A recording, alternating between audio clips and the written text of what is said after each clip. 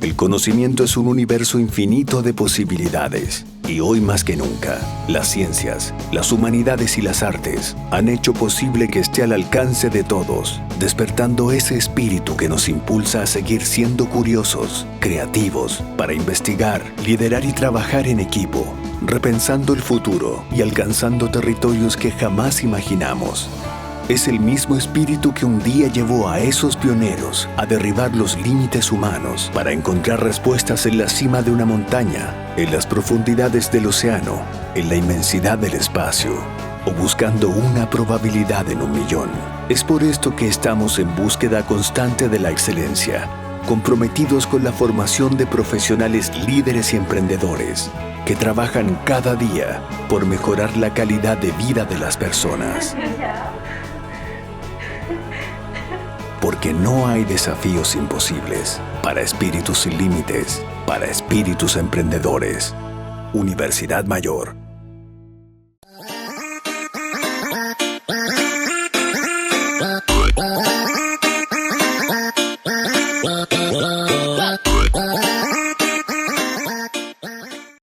Hola chicos, buenas tardes. Siendo las 16:30, vamos a dar inicio a nuestra nueva clase de biología. Llevamos en la clase número 30. Vamos a empezar entonces. Lo que vamos a ver hoy son los receptores, las estructuras del ojo, la visión y algunos defectos visuales. Entonces, comenzamos. Los receptores son células o tejidos u órganos también que están especializados en la captación de estímulos. Tienen, por supuesto, características especiales las neuronas que están constituyendo este tipo de tejido. Son neuronas y son neuronas sensitivas. Estas neuronas sensitivas son especializadas para cada sensación o para cada estímulo. Entonces nos vamos a encontrar con que algunos receptores se encuentran agrupados, por ejemplo, en órganos, ¿cierto? En los órganos de los sentidos, tanto en el oído, para detectar la sensación de audición, para detectar también la sensación de posición, ¿cierto? El equilibrio, la lengua que tiene las papilas gustativas que corresponden a receptores sensitivos del gusto, y nos vamos a encontrar con otro tipo de receptores que se encuentra disgregado en ciertos órganos. Por ejemplo, en el órgano de la piel tenemos órganos para el tacto, para la presión, para la temperatura. También tenemos órganos que van a existir dentro de nuestro organismo. No solamente detectamos estímulos externos, ¿verdad? Detectamos también estímulos internos. Por lo tanto, vamos a poder clasificar estos receptores en dos grandes grupos. Primero, los podemos clasificar de acuerdo a su localización o al origen del estímulo. Por ejemplo, los interoceptores son todos aquellos que captan estímulos internos. Por ejemplo, el pH, la presión de oxígeno, el dióxido de carbono en la sangre, la presión sanguínea y otros estímulos que son importantes para la sobrevivencia. Estos se van a ubicar habitualmente en los vasos sanguíneos. También podemos hablar de los que se encuentran ubicados en la barrera hematoencefálica, ¿verdad?, que detecta la presencia de oxígeno o el pH. Los propioceptores, ahí falta una S, igual que los exteroceptores. Los propioceptores son interoceptores también, pero en particular estos se hacen cargo de detectar la posición del cuerpo, la orientación espacial, y también se encargan de discriminar la presión o fuerza que aplican nuestros músculos, nuestros tendones y nuestras articulaciones. Por lo tanto, se van a ubicar especialmente en esos sectores. Además del oído interno, por supuesto, que es el órgano especializado en el equilibrio. Y los exteroceptores son aquellos que captan estímulos externos, por ejemplo, los aromas, los sabores, la luz, los estímulos luminosos, ¿verdad?, la presión, la temperatura, y se ubican habitualmente en órganos que están asociados a los sentidos. El oído, que permite captar estímulos sonoros, el ojo, que permite captar estímulos luminosos, por ejemplo, y los que tenemos también en la piel, que se encargan de, como ya les mencioné, detectar el calor, el frío, detectar también la presión y el tacto. Otra clasificación corresponde a aquella que nos habla de la naturaleza de cada estímulo. Por ejemplo, los mecanorreceptores, como dice su nombre, cada uno comienza con el estímulo que detecta. Mecanorreceptores detectan todos los estímulos que son mecánicos, que son físicos. Por ejemplo, el tacto, la presión. También podemos mencionar dentro de este grupo las células que van a tener la capacidad de detectar el estímulo sonoro, los que se encuentran en el oído, porque ustedes saben que el sonido es una vibración, por lo tanto nosotros lo que detectamos en nuestro oído es la vibración y nuestro cerebro lo interpreta como un sonido en particular. Por lo tanto es mecánico, porque hay una vibración de por medio. Los termorreceptores son aquellos que captan estímulos de temperatura, de cambios de temperatura, o sea, el calor y el frío, y se encuentran en la piel. Los quimiorreceptores, como dice su nombre, son aquellos que captan estímulos químicos. Vamos a tener incluso la posibilidad de clasificar cada uno de estos receptores de acuerdo a su naturaleza y de acuerdo al origen. Porque, por ejemplo, si ustedes se fijan, los quimiorreceptores, como captan estímulos químicos, yo puedo hablar de las papilas gustativas, también de las células olfativas que se encuentran en la cavidad nasal. Y estos van a detectar sustancias químicas tanto en las comidas como en el aire, y al mismo tiempo lo puedo clasificar como exteroceptores. También, dentro de los quimiorreceptores tenemos aquellos que detectan los cambios de pH y los cambios de concentración de alguna sustancia al interior del organismo, por ejemplo, la glucosa. Los receptores electromagnéticos, también conocidos como fotorreceptores, que vamos a hablar un poquitito más de ellos hoy día, son aquellos que son capaces de interpretar o de transformar un estímulo lumínico o luminoso en un impulso nervioso que va a viajar hacia el cerebro. Entonces son los que captan la señal electromagnética. Obviamente nosotros como especie, somos capaces de detectar a través de los fotorreceptores todo el espectro visible, ¿cierto? Que es la luz blanca. Otros animales tienen dentro de sus retinas la capacidad de detectar otro tipo de estímulos luminosos. Por ejemplo, pueden ver en la radiación, pueden ver el infrarrojo, y eso va a depender de la sensibilidad que tengan sus propios fotorreceptores. Y los nociceptores, que son receptores específicos para el dolor y que se encuentran distribuidos por todo el cuerpo, por todo el organismo. Todos los órganos, la piel, etcétera, tienen presente este tipo de receptores para el dolor. Algo importante, todos los receptores tienen un proceso de adaptación, donde nuestro receptor percibe el estímulo, pero llega un punto en que ya se acostumbra al estímulo y ya disminuye la sensibilidad. Eso no ocurre con los receptores del dolor. Los receptores del dolor siempre están enviando descargas cuando se mantiene el estímulo. La única forma de que detengan la descarga es a través de la eliminación del estímulo. Y todo esto tiene que ver con el daño físico al que se puede ver expuesto al organismo.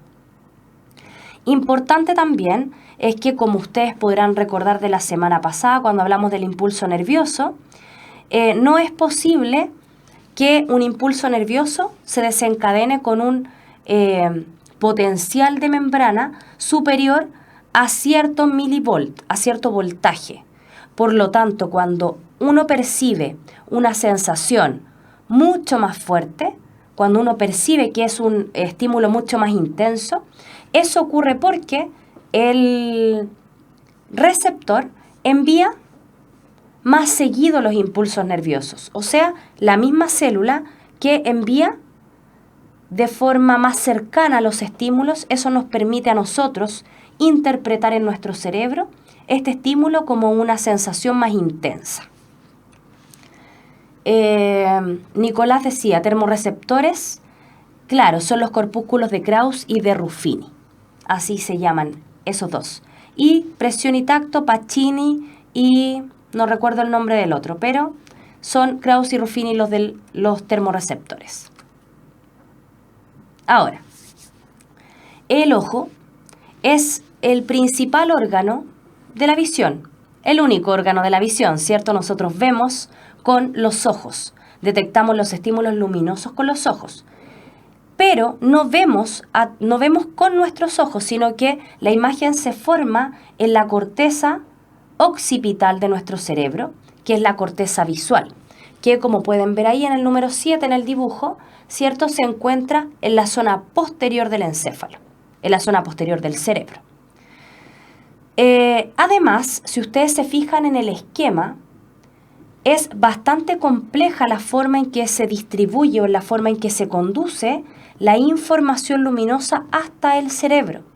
Porque lo que nosotros vemos con el ojo derecho, por ejemplo, la mitad exterior, que va a ser la encargada de detectar los estímulos luminosos que provienen desde mi espacio nasal, ¿cierto? Pensemos como pensaría un físico en este caso, los haces luminosos que provienen desde mi lado izquierdo van a llegar hasta mi sector derecho del ojo derecho.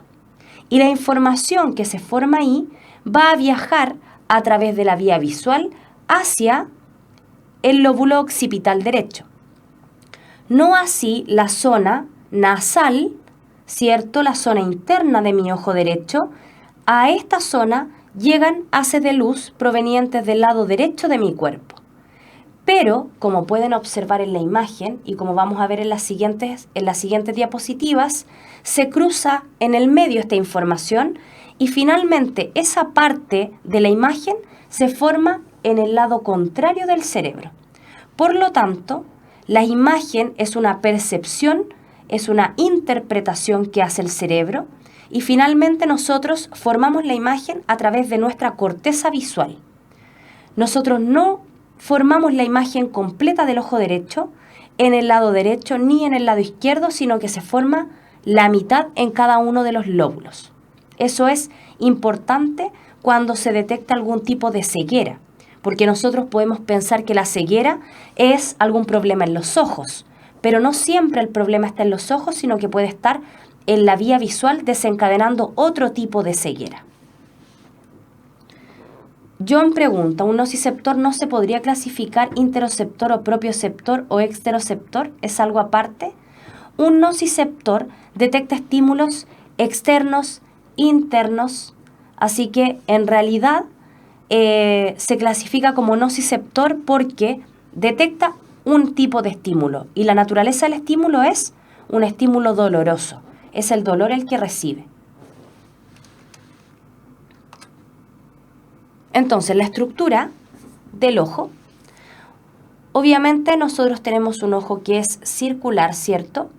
Y tenemos desde fuera hacia adentro, por donde pasaría el haz de luz, tenemos primero la córnea, que es una extensión translúcida de la esclerótica que corresponde a la capa más externa del ojo.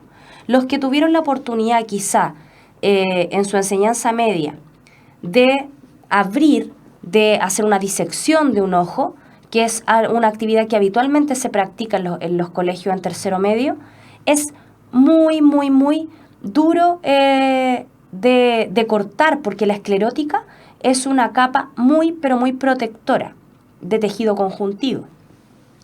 La córnea es la zona delantera de esta esclerótica y es translúcida, es transparente. Al interior de esta córnea nosotros vamos a encontrar uno de los primeros líquidos que permite la refracción de la luz para que los haces de luz finalmente se formen en la retina. El líquido que se encuentra en este sector se denomina humor acuoso. Recordemos que los humores, como le llamaban los griegos, los humores eran los líquidos y así se les sigue llamando hasta el día de hoy. El humor acuoso recubre, ¿cierto?, el iris, que corresponde a un músculo que está constituido por dos tipos musculares, los músculos radiales y los músculos circulares. Cada uno de estos va a tener una función específica al momento de dilatar o de contraer la pupila. Tenemos además un agujero en el centro, ¿cierto?, que permite el paso de luz, que es la pupila del ojo, que no es una estructura, sino que es un agujero por el cual nosotros podríamos incluso mirar hacia adentro del ojo, que es lo que hacen los oftalmólogos. Posteriormente, en la cámara que se denomina cámara posterior, la que teníamos antes del cristalino se denomina cámara anterior. En la cámara posterior, detrás del cristalino, que es el lente del ojo, encontramos otro humor, el humor vítreo, que es mucho más gelatinoso, es mucho más translúcido que el humor acuoso y también tiene la función de colaborar con esta refracción de la luz. Finalmente, en el centro del ojo, o sea, en la parte interna, tenemos la retina, que corresponde a la capa que va a mantener en su interior a las células que son las fotorreceptoras, tanto conos como bastones. El cristalino se encuentra fijado al resto del globo ocular a través de músculos que se denominan ciliares. La contracción o relajación de estos músculos permite la acomodación del cristalino. Cuando nosotros queremos ver algo que está muy cerca, estos músculos se contraen y el cristalino se engruesa.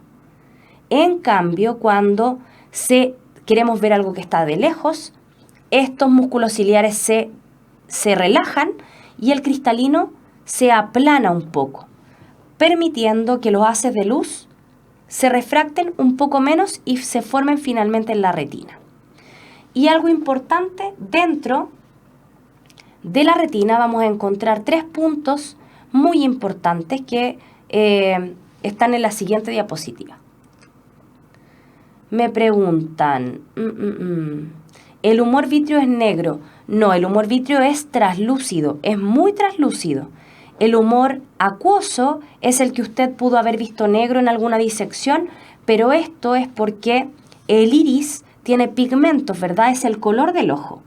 Y ese pigmento en el ojo que se utiliza para este trabajo de disección pierde un poco ese pigmento, esa pigmentación que se mezcla con el humor acuoso, pero el humor vítreo es totalmente translúcido. Marión pregunta, ¿la retina contiene los fotorreceptores? Sí, en la retina es donde se ubican los fotorreceptores. Y dependiendo del tipo de fotorreceptor, es la ubicación donde lo vamos a encontrar. ¿Sí? En el centro vamos a encontrar una mayor cantidad, una mayor aglomeración de conos, y en el exterior, en la periferia de la retina, vamos a encontrar una mayor concentración de bastones.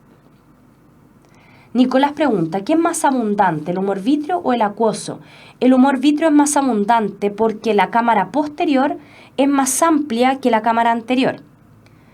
Pero estos líquidos se van renovando, eso también es importante que lo sepan, se van renovando constantemente, no es que siempre tengamos los mismos líquidos dentro del ojo. Entonces, haciendo un resumen de cada cosa de cada función que cumple cada estructura del ojo, la córnea ayuda a enfocar la luz en la retina, ¿sí? Porque como es curva, debe ser curva para permitir la visión. Cuando no es curva, tenemos una anomalía visual que es el astigmatismo, que provoca diferentes puntos focales. Aquí tienen que pensar en todo lo de óptica que vieron en física. En la córnea es transparente, como ya les mencioné, y permite o ayuda, colabora con el enfoque de la luz en la retina. La esclerótica protege y da forma al globo ocular. La coroides, que no se las mencioné antes, pero si ustedes se fijan, la coroides es la capa intermedia entre la esclerótica y la retina que posee los vasos sanguíneos que nutren al ojo. Los procesos ciliares o músculos ciliares son aquellos que sostienen al iris y también permiten la contracción o la dilatación del cristalino.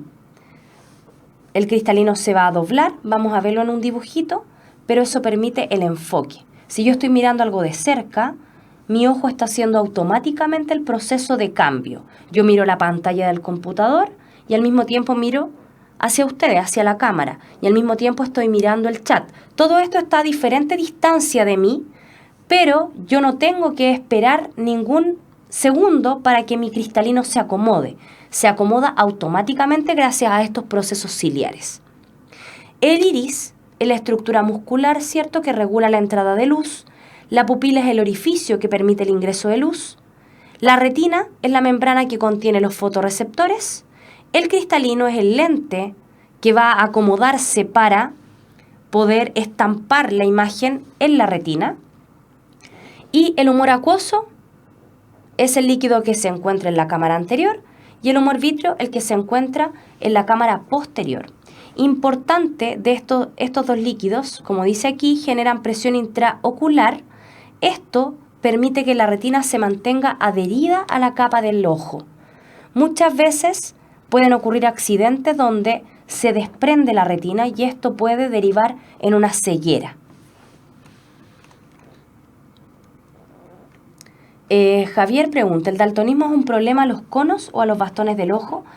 El daltonismo es una enfermedad genética ligada al cromosoma X que determina como una transferencia, un intercambio en la visión o la detección del color rojo y el color verde. Hay otros tipos de daltonismo también que confunden el amarillo con el azul, pero esto tendría que ver, si lo pensamos de esa manera, con los conos, porque los conos son los encargados de la visión en colores, los bastones de la visión nocturna. Nélida, ¿qué significa que refracte la luz? Ahora lo voy a mostrar cuando veamos el dibujito. Las tres partes importantes que yo les mencioné en la retina son la mácula lútea, la fóvea y el punto ciego. La mácula lútea es la zona de la retina responsable de la visión detallada, ¿sí? Y determina la agudeza visual. Se encuentra justo mirando hacia adentro de las pupilas en ese sector de la retina.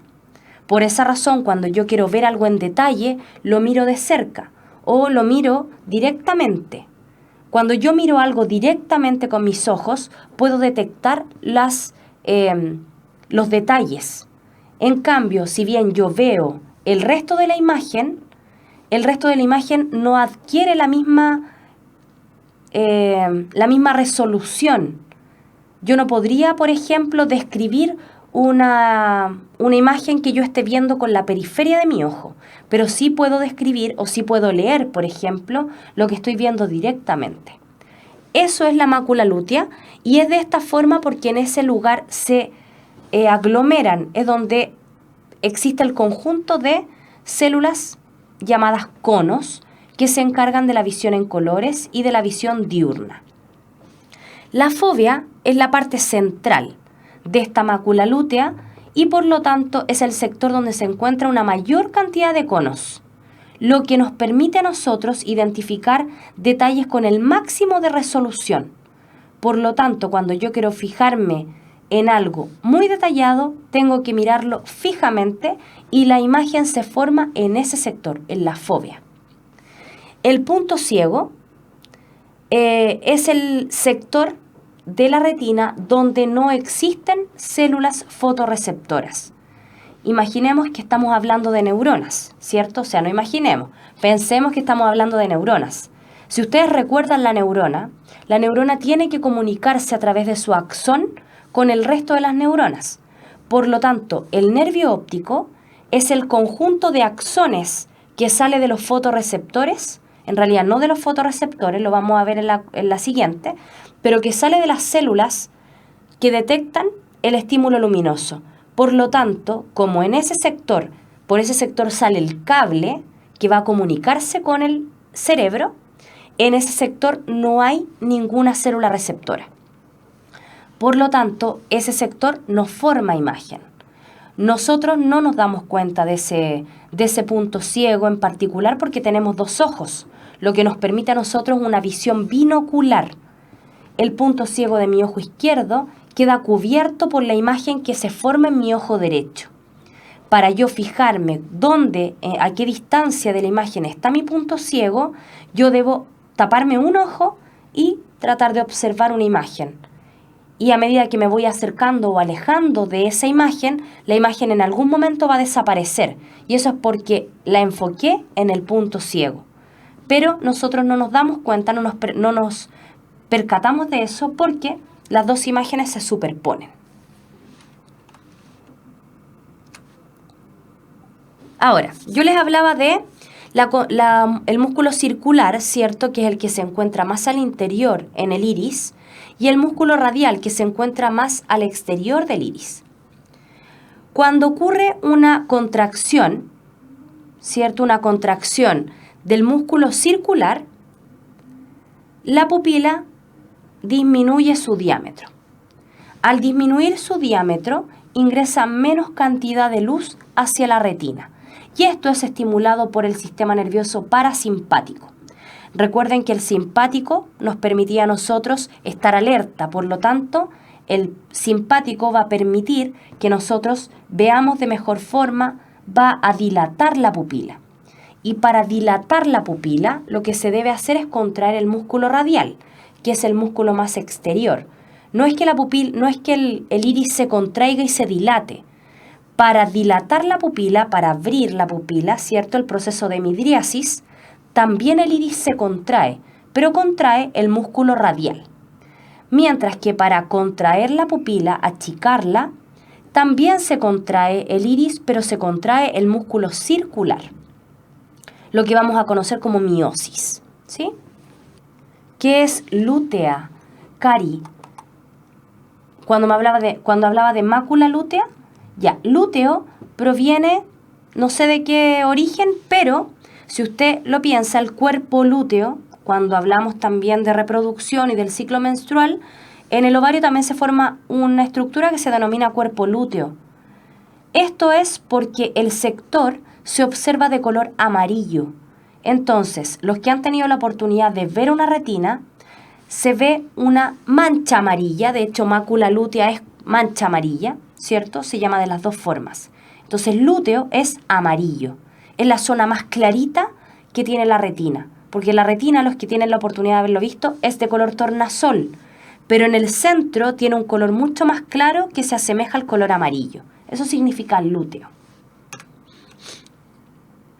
Entonces, preguntaba recién Nélida, ¿qué significa que refracte la luz? Esto significa, fíjese acá, tenemos el objeto, ¿cierto? Y el objeto recibe luz y la refleja. La luz reflejada en este objeto es la que va a llegar a nuestro ojo y va a atravesar la córnea, porque es translúcida, ¿cierto? Y va a atravesar el humor acuoso. Pero eso tiene que ser enfocado en el cristalino. Obviamente, el haz de luz, al pasar de un medio a otro medio, del aire, por ejemplo, al medio acuoso que está dentro del ojo, se va a refractar, o sea, va a tener una leve inclinación, va a cambiar su ángulo. Entonces, aquí al cambiar el ángulo, va a quedar totalmente inmerso dentro del cristalino. Si el cristalino está engrosado por una visión de algo que está cercano, el cristalino también logra refractar la luz, hacer que los haces de luz se junten un poquitito más y finalmente la imagen se forme en la retina, como aparece ahí arriba. Ese es el objetivo. Y cuando vemos algo de lejos, el cristalino se estira porque al ser más planito, la luz recorre menos espacio, por lo tanto se refracta menos. Y al refractarse menos, puede formar igual la imagen en la retina, sino la formaría más adelante. Esa es la refracción de la luz, cuando se le cambia la dirección a la de luz que ingresa por el ojo. Eso lo podemos ver en algunos ejemplos en física. ¿Por qué un lápiz dentro de un vaso con agua se ve quebrado o se ve doblado? Eso es por cómo llegan los haces de luz y cómo nosotros detectamos esa refracción de la luz. Lo mismo ocurre en nuestro ojo. Entonces, la córnea y el cristalino en conjunto permiten que la imagen se forme en la retina, pero algo importante, la imagen se forma de menor tamaño e invertida. Nosotros no andamos viendo todo al revés. Lo que nos permite inferir que la imagen se reinterpreta en el cerebro. Nuestra corteza visual reinterpreta la imagen que va invertida y además va de menor tamaño y nos permite percibir la imagen del tamaño adecuado en la posición adecuada. Por lo tanto, nosotros identificamos 100% la imagen en la forma correcta. Por eso les insisto en que nosotros no vemos con los ojos, sino que vemos con la corteza visual. La información va a viajar por el nervio óptico, ¿sí? Ahora, el cristalino, porque ustedes han visto, o sea, los que tienen algún problema a la visión, los que son cortos de vista, como se le dice, necesitan lentes para colaborar con el cristalino que ha perdido en parte su función, o porque el globo ocular puede ser más largo o puede ser más corto, lo que determinaría que la imagen no se forme en la retina, sino que se forme más adelante o se forme más atrás. Si se forma más atrás, yo voy a ver borroso de cerca, porque la imagen se va a formar atrás de mi retina. Y si se forma adelante, yo voy a ver borroso desde lejos. Voy a tener que acercarme a los objetos para que la luz llegue desde más cerca o llegue desde más lejos, ¿sí? Esa función la lleva a cabo por sí solo el cristalino a través de los músculos ciliares, que cuando se contraen permiten la visión cercana y cuando se relajan permiten la visión lejana.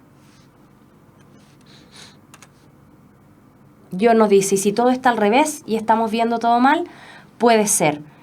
Es importante que ustedes también analicen o reflexionen en relación a que nuestros ojos, si bien son casi indispensables, ¿sí? Es muy admirable las personas que logran llevar a cabo una vida normal sin tener ese sentido que nosotros encontramos tan indispensable, pero el sentido de la visión es el que más se equivoca.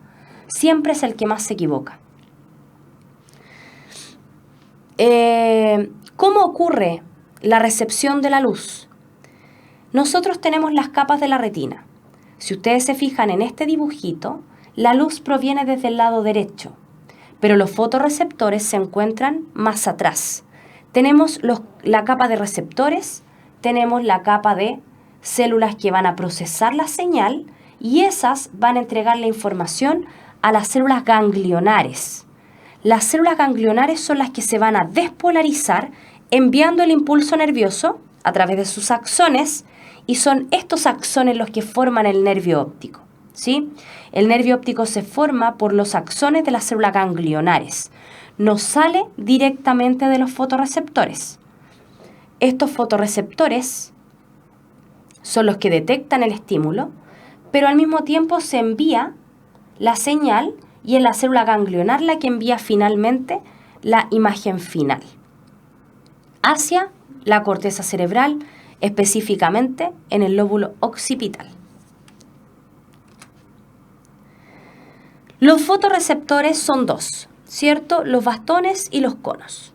Los bastones son los encargados de la visión nocturna y además de permitirnos ver en blanco y negro.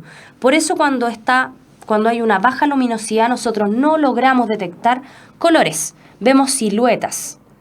Pero importante, tiene una sensibilidad mayor, o sea, puede detectar una menor cantidad de luz. Por esa razón, cuando ustedes, por ejemplo, el ejemplo que doy incluso en mis clases de colegio, nosotros miramos el cielo de noche y nuestra percepción es que hay más estrellas por los costados. Pero si nosotros fijamos la vista hacia esas estrellas para verlas bien, ya no las logramos detectar porque las estamos mirando con los conos. Los bastones se ubican en la periferia del ojo, mientras que los conos se encuentran en el centro. El pigmento visual que posee el bastón es la rodopsina.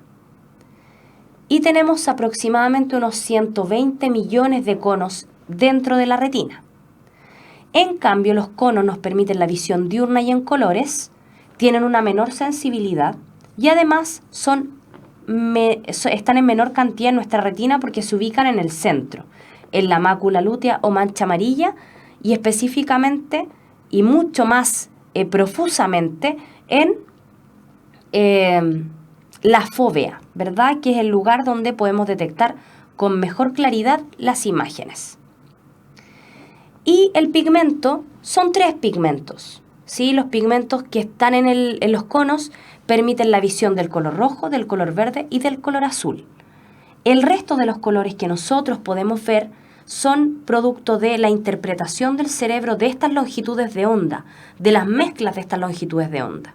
Por ejemplo, si yo estoy viendo un color amarillo, por ejemplo este color, que no es ni rojo, ni azul, ni verde, pero ustedes lo ven del mismo color que yo porque nuestro cerebro hace la interpretación.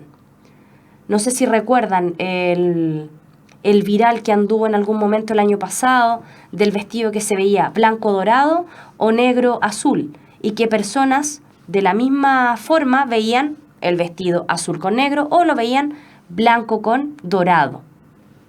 Es por un tema de percepción visual. ¿Cómo ocurre la visión? Primero, los fotorreceptores, y esto es importante porque es diferente al resto de los receptores, los fotorreceptores se encuentran siempre despolarizados. En oscuridad se encuentran despolarizados. Por lo tanto, están enviando señales mientras estamos en oscuridad. Cuando llega una imagen, lo que ocurre es que se va a inhibir, se van a cerrar los canales para sodio y por lo tanto los fotorreceptores se van a hiperpolarizar. No van a poder enviar señales. Cuando las células procesadoras de la imagen dejan de recibir la señal, dejan de recibir sinapsis, es cuando envían la señal a las células ganglionares y ese es el estímulo. Cuando se cierran los canales para sodio, es el estímulo para la célula ganglionar de enviar el impulso nervioso. Funciona al revés. Nosotros vemos cuando nuestros fotorreceptores se apagan, cuando cierran los canales para sodio. Esas células ganglionares, al detectar la falta de sodio en los fotorreceptores, envían la información a través del nervio óptico hasta la corteza visual y en ese momento es donde se hace consciente la imagen y podemos formar la imagen en la corteza visual. ¿Cómo ocurre la visión? Y esto es bastante enredado. Si ustedes se fijan, nosotros tenemos un campo visual doble, ¿cierto? Vemos con los 2 ojos, por lo tanto, podemos formar un campo visual completo. Pero fíjense en nuestro ojo derecho. En el ojo derecho tenemos la retina que es temporal, que la vamos a encontrar en este sector, ¿cierto?, por fuera del ojo, y la retina nasal que se encuentra por dentro del ojo en contacto con la nariz. Pero, si se fijan en los haces, la información del lado derecho de la cabeza se va a proyectar en la retina nasal del ojo, mientras que el campo visual nasal, o sea, el campo visual desde acá, el haz de luz se va a proyectar en la retina temporal, lo que significa que con la parte derecha de mi ojo derecho yo estoy detectando la imagen de la izquierda, mientras que con la zona nasal de mi ojo yo estoy detectando el campo visual de la derecha. De esa forma se proyectan los haces de luz porque ustedes saben que viajan en línea recta, por lo tanto, lo que vamos a formar en la corteza cerebral va a ser la interpretación de todo eso. Fíjense entonces que la retina temporal envía la información, lo que está en azul, hacia el lóbulo occipital del lado derecho, mientras que la retina nasal envía la información hacia el lóbulo occipital, pero del sector izquierdo. Y en el centro, en el quiasma óptico, se entrecruza la información, ¿sí? Por lo tanto, cualquier daño en alguna zona de esta vía visual va a generar cierto tipo de ceguera, que es lo que les voy a mostrar acá.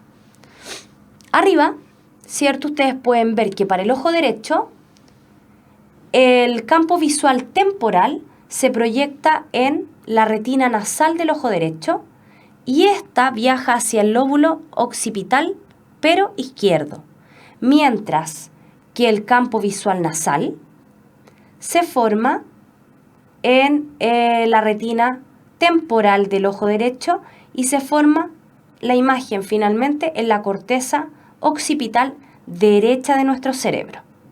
Entonces, fíjense, ¿qué va a ocurrir si hay una lesión como la del tipo A? Supongamos que se corta ese nervio óptico, podemos ver acá hay una ceguera total del ojo derecho. No así si hay una lesión, por ejemplo, por un tumor en el quiasma óptico, porque si hay una lesión en el quiasma óptico, que es B, lo que vamos a dejar de ver es la mitad de cada ojo. Vamos a dejar de ver, por ejemplo, la mitad temporal del ojo derecho, porque es la que viaja hacia acá, entonces se va a cortar, y la mitad temporal también del ojo izquierdo. Por lo tanto, veríamos solamente la zona central de la imagen, dejaríamos de ver hacia afuera. Y así con los demás. Si tenemos una lesión como la letra C, ¿cierto?, que se corta ahí, se ve cortado solamente el campo nasal del ojo derecho, pero se forma al lado de acá, por lo tanto, dejamos de ver con la zona nasal. Veríamos bien con este ojo y la mitad con el ojo derecho. Y como pregunta Claudia, sí, esto entra en la PCU. Hay ejercicios así donde nos plantean una lesión y tenemos que detectar cómo va a ser la visión o cómo va a ser el tipo de ceguera. Así que es importante que lo repasen. ¿Cuáles son los defectos visuales? La miopía, la hipermetropía, como me las mencionaban más arriba. La miopía es una visión errada o una mala visión, pero desde lejos, ¿cierto? Tenemos una visión corta, o sea, somos cortos de vista cuando tenemos miopía. Esto ocurre porque el ojo es muy largo y por lo tanto la imagen se forma adelante. Se corrige con lentes divergentes o bicóncavos, ¿sí?, que permiten que la imagen se forme más atrás. Y la hipermetropía es lo contrario. El ojo es más corto y por lo tanto la imagen se forma más atrás de la retina. Y esto se corrige con lentes biconvexos, que son convergentes, o sea, la imagen se junta, los haces de luz, y se pueden formar la imagen antes, o sea, para que calce con la retina. Por esa razón, cuando ustedes van al oftalmólogo y el oftalmólogo les mide para darles la receta del lente que van a ocupar o que van a necesitar, tiene cierta graduación, tiene cierto número. Eso tiene que ver con el grosor del lente. Si la lente es más gruesa, obviamente si hablamos de un lente convergente, al ser más gruesa, cada vez se van a formar más hacia adelante las imágenes. Lo mismo que con la miopía en el lente divergente. Mientras más grueso, más lejos se forma la imagen. El astigmatismo, como les mencionaba, se provoca por un enfoque asimétrico. Esto porque hay un defecto no en la retina, sino que en la córnea. La córnea tiende a ser irregular, dispareja, puede llegar incluso a ser cuadrada, en vez de ser circular.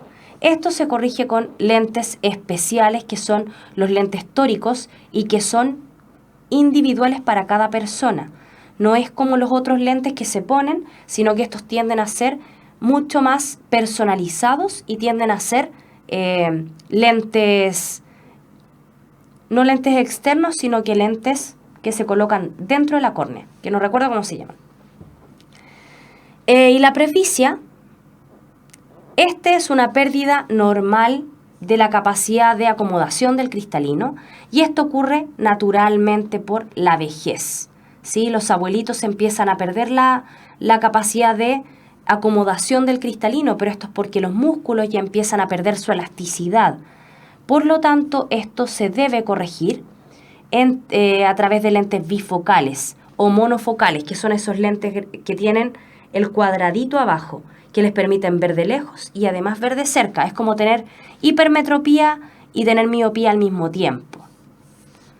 Camila, ¿cuál es la diferencia entre miopía e hipermetropía? harta la diferencia, po. En la miopía la imagen se forma delante de la retina y en la hipermetropía se forma detrás de la retina. Número 1. ¿Cuál de las siguientes alternativas indica correctamente las estructuras por las cuales debe atravesar la luz hasta alcanzar la retina? A. Córnea, humor vítreo, pupila, humor acuoso, cristalino, retina. B. Córnea, humor vítreo, cristalino, pupila, humor acuoso y retina. C. Córnea, humor acuoso, pupila, cristalino, humor vítreo, retina. C. Córnea, humor acuoso, pupila, cristalino, humor vítreo, retina. D. Córnea, humor vítreo, pupila, cristalino, humor acuoso, retina. E. Córnea, pupila, humor vítreo, cristalino, humor acuoso y retina. ¿Cuál es la correcta? Tengo 3 y las 3 están en lo correcto. Es la letra C. Córnea, humor acuoso, pupila, cristalino, humor vítreo y retina. Recuerden que el humor acuoso se encuentra en la cámara anterior, después de la córnea, y el humor vítreo en la cámara posterior, o sea, antes de la retina. Perfecto. 2. Frente a estímulos de intensidad creciente, un receptor nervioso responde A. Incrementando el flujo axónico, B. Por medio de un mecanismo de sumación espacial, C. Aumentando la frecuencia de descarga, D. Aumentando la amplitud del potencial de acción, E. Aumentando la velocidad de conducción del potencial de acción. ¿Cuál es la correcta? El único que está en lo correcto es morrocotudo, C. Aumentando la frecuencia de descarga. No puede aumentar la velocidad de conducción, porque el axón conduce a la velocidad que puede dependiendo si tiene mielina o no tiene mielina. Al diámetro también va a responder la velocidad de conducción. No porque un estímulo sea más intenso va a conducir más rápido. Aumentando la amplitud del potencial, no. Conversamos que la neurona alcanza solamente o tiene la capacidad de alcanzar o de soportar un máximo de voltaje. Por lo tanto, no se puede ampliar el potencial de acción. Es aumentando la frecuencia de descarga. Cada descarga es continua con la siguiente, pero eso no es por un aumento en la velocidad, eso es por un aumento en la frecuencia. 3. Thomas Young realizó una serie de experimentos en el siglo XIX, a partir de los cuales propuso su teoría tricromática.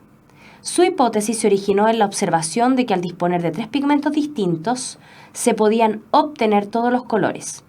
Antes de Young, se había propuesto que existían 3 tipos diferentes de luz, y posteriormente la hipótesis de Young fue desarrollada por Hermann von Helmholtz, quien proponía que el ojo humano construía su sentido del color usando solo 3 receptores de luz, roja, verde y azul. A partir del texto, se puede concluir que la importancia de la teoría tricromática radica en que A. Permitió explicar por qué la mezcla de pigmentos de 3 colores diferentes puede producir todos los demás colores. B. Cambió el foco desde la naturaleza física de la luz hacia la anatomía y fisiología del ojo humano en el estudio de la visión en colores. C. Permitió comprender mejor la naturaleza física de la luz y su rol en la percepción de colores.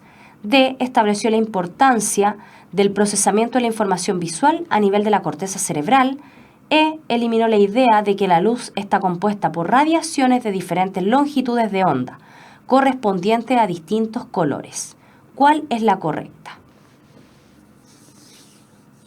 La respuesta correcta, como lo dice Camila Cisterna, es y morrocotudo, es B. Cambió el foco desde la naturaleza física de la luz hacia la anatomía y fisiología del ojo humano en el estudio de la visión de colores. En el siglo XIX se propuso recién esta teoría y antes de ella se hablaba de los diferentes tipos de pigmento, pero de acuerdo a las longitudes de onda, al ámbito físico. Luego se empieza a estudiar los receptores. Por lo tanto, esta teoría tricromática permitió la apertura hacia la fisiología del ojo humano, hacia los receptores del ojo humano. 4. Nuestra visión es de tipo binocular.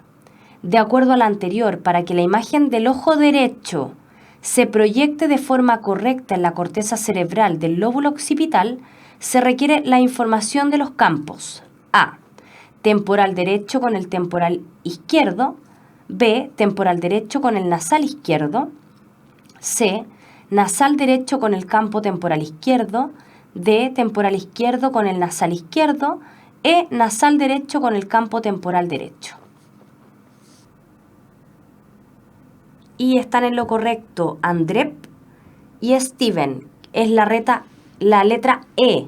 Nasal derecho con el campo temporal derecho. Eduardo, con seguridad, sí, es la E. Nasal derecho con el temporal derecho. Nuestro ojo va a formar el campo con el campo temporal derecho, ¿cierto? El temporal derecho se va a formar en la retina nasal del ojo derecho y el campo nasal derecho se va a formar en la retina temporal del ojo derecho. Por lo tanto, aunque esta información se transmita la mitad hacia el lóbulo derecho y la otra hacia el lóbulo izquierdo, de todas formas se va a formar la imagen del ojo derecho. Estudien este tipo de ejercicios. Perfecto. Le damos la bienvenida a la Universidad Mayor que nos acompaña con su pregunta desafío. 5. El iris dispone de dos músculos, uno radial y el otro circular, y ambos regulan el diámetro pupilar. Los oftalmólogos utilizan atropina para dilatar la pupila y así observar de mejor manera la parte interna del globo ocular. La acción de este fármaco es activar la 1. Contracción de la musculatura radial. 2. Contracción de la musculatura circular. 3. Relajación de la musculatura radial. ¿Cuál es la correcta? ¿Solo 1, solo 2, solo 3, solo 1 y 2 o solo 2 y 3? Morrocotudo, Javiera, Rocío, y están en lo correcto Morrocotudo y John. La respuesta es solo 1, o sea, la letra A. Contracción de la musculatura radial. Recuerden que la radial era la externa y la circular la interna. Para que se dilate la pupila, tiene que contraerse la radial, que es la que está por fuera.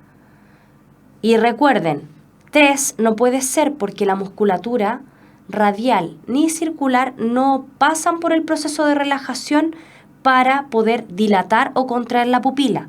El iris siempre se contrae, pero se contrae la musculatura radial o la musculatura circular. Y para dilatar es la radial. Le damos las gracias a la Universidad Mayor con la pregunta desafío. 6. Una paciente presenta un tumor en la hipófisis que comprime sus vías visuales, produciéndole pérdida de visión bitemporal. De acuerdo a este síntoma, ¿qué parte de la vía visual está afectada? A. Nervio óptico izquierdo. B. Nervio óptico derecho. C. Quiasma óptico. D. Cintilla óptica. E. Radiación óptica. ¿Cuál de estas es la correcta? Bitemporal. Lo que significa que yo estoy viendo, ¿cierto?, el campo temporal. Y eso es lo que está generando la ceguera. Perfecto. Tania, Morrocotudo, Junito, André, John. Es la letra C, quiasma óptico. Porque el quiasma es lo que está en el centro, donde se cruzan las vías nasales. Pero las vías nasales detectan el campo temporal. Por lo tanto, si está cortado al medio, se deja de ver la zona exterior de los dos ojos. Perfecto. 7. En la figura se representa la visión con miopía corregida y sin corrección. ¿Qué tipo de lente corrige mejor la miopía? A. Biconvexo. B. Plano convexo. C. Bicóncavo. D. Plano cóncavo. E. Cilíndrico. ¿Cuál es la correcta? La respuesta correcta es la C, ¿cierto? Bicóncavo. Recuerden que cóncavo es hacia adentro y convexo es hacia afuera. Si es convexo, va a provocar que al entrar los haces de luz se junten. Y recuerden que en la miopía la imagen se formaba antes. Entonces tenemos que lograr que se forme más atrás. Por esa razón, los haces de luz tienen que separarse un poco. Perfecto, es la letra C. 8. Los siguientes gráficos muestran la sensibilidad de los receptores de la retina a distintas longitudes de onda de la luz, en el humano y en el perro. Al respecto, se puede deducir que A. Los perros solo pueden diferenciar blanco, negro y tonalidades de gris. B. Los perros tienen visión tricromática al igual que el ser humano. C. Los perros tienen solo 2 tipos de conos por los que discriminan menos colores que el humano. D. Los perros tienen menor número de fotorreceptores en la retina, por lo que tienen una visión más limitada que el humano. E. Los bastones en el perro son sensibles a un mayor rango de longitudes de onda, por lo que estos tienen mejor visión nocturna. ¿Cuál es la correcta? Francisca, Víctor, Coté, Eduardo están en lo correcto. Steven también. Es la letra C. Lo que podemos determinar o deducir de estos dos gráficos es que los perros tienen solo 2 tipos de conos, por los que discriminan menos colores que el ser humano, ¿cierto? Porque tienen conos de color azul, o que detectan el azul, y conos que detectan el amarillo. Por lo tanto, detectan menos colores. No podemos saber que tienen menor número de fotorreceptores porque acá no nos habla de número. Sí, nos habla solamente de la absorbancia de los receptores y de la longitud de onda. No nos dice cuántos son. 9. El siguiente esquema representa la formación de la imagen en un ojo con hipermetropía, antes y después de la aparición de cataratas. Al respecto, es correcto deducir que 1. La aparición de catarata puede corregir la hipermetropía. 2. En un ojo con visión normal, la catarata puede producir presbicia. 3. Las cataratas alteran la capacidad de refracción del cristalino. ¿Cuál es la correcta? ¿Solo 1, solo 3, solo 1 y 2, solo 1 y 3 o 1, 2 y 3? 6. Perfecto. La respuesta correcta es D. 1 y 3. La aparición de catarata puede corregir la hipermetropía y la catarata altera la capacidad de refracción del cristalino. Recuerden que la presbicia es un problema en la acomodación del cristalino, no en la nitidez. La catarata es cuando se empieza a nublar el cristalino, por lo tanto pasa menos luz, lo que provocaría que la hipermetropía se pueda corregir con eso. Perfecto. 10. El esquema representa la trayectoria de 2 rayos de luz en un ojo humano. Al respecto, es correcto afirmar que el esquema corresponde a un ojo normal, hipermétrope, míope, con glaucoma, con cataratas. ¿Cuál es la correcta? Directos al puntaje nacional, porque esta pregunta salió en el 2011 en la PSU, y es la C, míope. Un míope forma la imagen antes de la retina. Un hipermétrope, recuerden siempre, hiper es más, por lo tanto es más lejos. Míope, adelante. Hipermétrope, atrás de la retina. C, perfecto. ¿Alguna duda? Esto aparece bastante en la PSU. Yo diría que aparece 1 o 2 preguntas habitualmente de receptores. Me pregunta Stephen y Camila, ¿qué es el glaucoma? El glaucoma, tengo entendido, no lo revisé muy bien, pero es una afección que afecta al nervio óptico y puede ocurrir por una acumulación de líquido alrededor. Tengo entendido, no estoy segura. La próxima semana les puedo responder mejor esa pregunta. Nicolás, no entendí los de nasal. ¿A qué se refiere con los de nasal? Y Javiera me dice, no le quedó claro. En la penúltima, ahí, no le quedó claro por qué era la 3. Las cataratas alteran la capacidad de refracción del cristalino, porque si permite que se solucione en parte la hipermetropía, tiene que ver con una alteración en que el cristalino se pueda mover. ¿Sí? Altera la capacidad de refracción del cristalino. no en que se pueda mover, porque al moverse se puede refractar más o menos, pero la catarata ennublece el cristalino, por lo tanto, lo hace, podríamos decir así, que lo hace como más, no sé cómo explicarlo, como más espeso, ¿sí? Y Nicolás me dice, visión derecha o izquierda nasal, izquierda derecha, eso que usted dijo en una diapositiva. En la visión, cuando nosotros hablamos de la zona interna de nuestro ojo, la zona interna está recibiendo del campo visual externo. Va a tener que revisarlo mejor en el dibujito. Y la retina externa o temporal recibe la luz desde el campo visual nasal, o sea, desde dentro.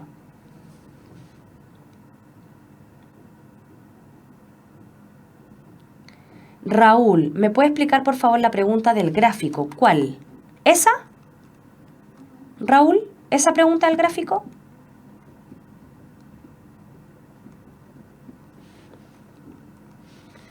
Acá ustedes ven ahí arriba, en el humano tenemos conos para el color azul, para el color verde y para el color rojo. O sea, vemos más colores que el perro. El perro tiene conos para el color azul y para el color amarillo. Los bastones coinciden, por lo tanto, ambos vemos de forma nocturna y en blanco y negro. Pero los perros tienen menor número de conos. Por esa razón ven menos colores. ¿Sí? Perfecto.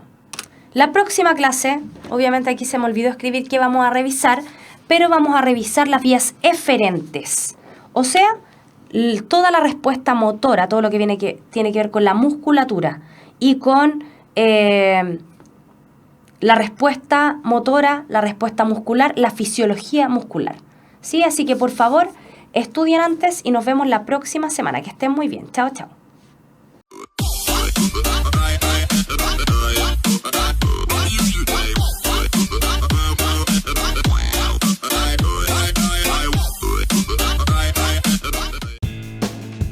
El conocimiento es un universo infinito de posibilidades. Y hoy más que nunca, las ciencias, las humanidades y las artes han hecho posible que esté al alcance de todos, despertando ese espíritu que nos impulsa a seguir siendo curiosos, creativos, para investigar, liderar y trabajar en equipo, repensando el futuro y alcanzando territorios que jamás imaginamos.